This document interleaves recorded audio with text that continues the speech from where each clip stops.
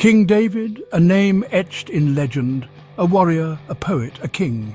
But even legends grow old. David, in his twilight years, was a shadow of his former self. The vigor that had won him countless battles had faded. The warmth of his body, once a comforting presence, had grown cold. The kingdom felt it too. A sense of uncertainty hung in the air, heavy and oppressive. The whispers started subtly. Who would inherit the throne? Who would guide Israel after their beloved king was gone? The answer, it seemed, was not so clear. David had many sons, each with their own ambitions and desires. And in the heart of this uncertainty, a storm was brewing. A storm of ambition, betrayal, and brotherly rivalry. Adonijah, David's fourth son, was a man of striking presence. His charisma and physical appearance made him stand out among his peers. Tall and handsome, he exuded an air of confidence that bordered on arrogance. His demeanor was one of someone who believed he was destined for greatness. He saw David's frailty, felt the kingdom's unease, and a desire ignited within him. The sight of his aging father, the once mighty king now weakened, stirred something deep inside him. It was his birthright, he believed, to be king. The throne, he thought, was his by divine right and destiny. He envisioned himself as the rightful ruler, bringing a new era of prosperity. He gathered allies, men hungry for power and influence. These were not just any men, but influential figures who saw in Adonijah a chance to elevate their own status. Joab, the commander of the army, a seasoned warrior with a ruthless streak, pledged his support. Joab's loyalty was a significant boost, as his military prowess was well known and respected. Abiathar, a powerful priest, added religious weight to Adonijah's claim. With the backing of such a high-ranking religious figure, Adonijah's bid for the throne seemed almost divinely sanctioned. Their preparations were swift and secretive. They knew that time was of the essence, and any delay could jeopardize their plans. A feast was arranged, sacrifices prepared. This was not just a celebration, but a strategic move to solidify support and demonstrate their readiness to take control. Adonijah, blinded by ambition, failed to see the whispers of dissent, the murmurs of disapproval echoing through the palace walls. His focus on the throne made him oblivious to the growing unrest. He was too focused on the throne to notice the storm gathering against him. The very allies he trusted were beginning to question his judgment, sensing the potential for conflict and chaos. Nathan, the prophet, had always been a trusted advisor to King David. Wise and perceptive, he saw the danger lurking in Adonijah's actions. He saw the kingdom teetering on the brink of chaos, ready to be plunged into darkness. He sought out Bathsheba, Solomon's mother. A woman of remarkable beauty and intelligence, Bathsheba carried herself with quiet dignity. She loved her son fiercely and recognized the threat to his rightful inheritance. Together, they formed a plan, a desperate gambit to counter Adonijah's brazen power grab. They knew time was of the essence. Each passing moment brought Adonijah closer to seizing the throne and with it, the destiny of Israel. Nathan, a master of words and timing, approached David. He knew that the king's heart was heavy with the weight of his years and the burdens of his reign. Nathan's steps were deliberate, each one echoing the gravity of the message he bore. He had to be careful, for the king's trust was a fragile thing, easily shattered by the wrong word or a misplaced intention. He planted seeds of doubt, reminding the aged king of his promise to Bathsheba that Solomon would succeed him. Nathan's voice was steady, each word chosen to pierce through the fog of the king's memories. He spoke of the sacred vow, the solemn promise made in the quiet chambers of the palace, a promise that now seemed threatened by the ambitions of another. He painted a picture of Adonijah's actions, not as a celebration, but as a calculated usurpation of power. Nathan described the feasts, the gatherings, the secret meetings held under the guise of festivity. He spoke of the whispers in the corridors, the knowing glances exchanged by those who sought to curry favor with the would-be king. Bathsheba, her voice laced with controlled emotion, echoed Nathan's concerns. She approached the king with a mixture of reverence and urgency, her eyes reflecting the depth of her worry. Her words were a mirror to Nathan's, but they carried the weight of a mother's love and a queen's duty. She reminded David of his love for Solomon, his wisdom and his gentle heart. She spoke of the boy who had grown into a man under the king's watchful eye, a man who embodied the virtues that David held dear. Her voice trembled slightly as she recounted the moments of tenderness and teaching, the times when Solomon had shown his potential to be a just and wise ruler. She appealed to his sense of justice, his duty to protect his kingdom from division and strife. Bathsheba's plea was not just for her son, but for the future of the realm. She spoke of the dangers of a divided kingdom, the chaos that would ensue if the rightful heir was denied his throne. Her words were a call to action, a reminder of the king's responsibility to his people. David listened, his frail hand gripping the armrest of his throne. His eyes, though clouded with age, were sharp with understanding. He could feel the weight of their words, the truth that lay beneath their concerns. The king's mind raced, sifting through memories and promises, weighing the consequences of inaction. He could see the truth in their words. The images painted by Nathan and Bathsheba were vivid in his mind, each one a testament to the brewing storm that threatened his kingdom. He knew that the time for decisive action had come, that he could no longer afford to be a passive observer in the drama unfolding around him.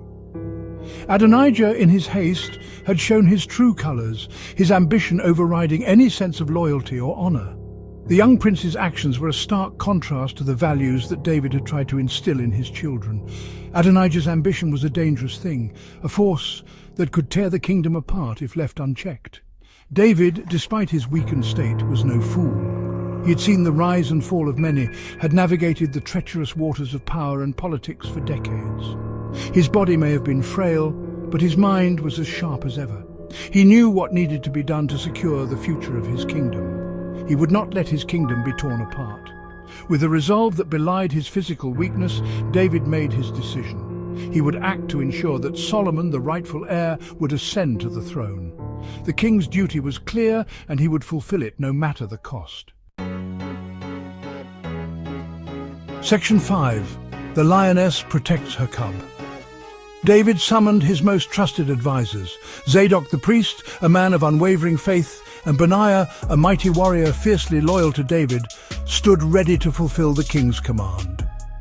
"Bring me Solomon," David declared, his voice regaining its old strength. He would not allow Adonijah's treachery to stand. Solomon, his chosen heir, would be crowned king. Word spread through the palace like wildfire. The air crackled with anticipation and a hint of fear. Adonijah's supporters, drunk on false hope and stolen wine, trembled at the news. Their carefully constructed illusion of power began to crumble. Solomon, young and untested, but possessing a wisdom beyond his years, arrived at his father's side. He listened intently as David, his voice weak but filled with resolve, laid out his instructions. "Ride on my own mule," David commanded, to Gihon. "There, Zadok the priest and Nathan the prophet shall anoint you king over Israel and Judah." His words, imbued with the weight of his authority, left no room for doubt. Solomon, humbled by his father's trust, accepted the responsibility thrust upon him. He knew the challenges that lay ahead, the weight of the kingdom resting on his young shoulders, but he also knew, deep in his heart, that he was chosen for this destiny. The procession to Gihon was one of both celebration and trepidation. Solomon, atop David's royal mule, was a symbol of hope for some, a threat to others. The people lined the streets, their faces a mixture of curiosity, excitement and apprehension. At Gihon, by the spring, the anointing ceremony commenced. Zadok, with trembling hands, poured the sacred oil over Solomon's head, consecrating him as the rightful king. The air vibrated with the chanting of prayers and the blast of trumpets. Word of Solomon's anointing reached Adonijah and his supporters, shattering their revelry. Fear replaced their arrogance as they realized the gravity of their miscalculation. The throne, so close within their grasp, was now forever beyond their reach.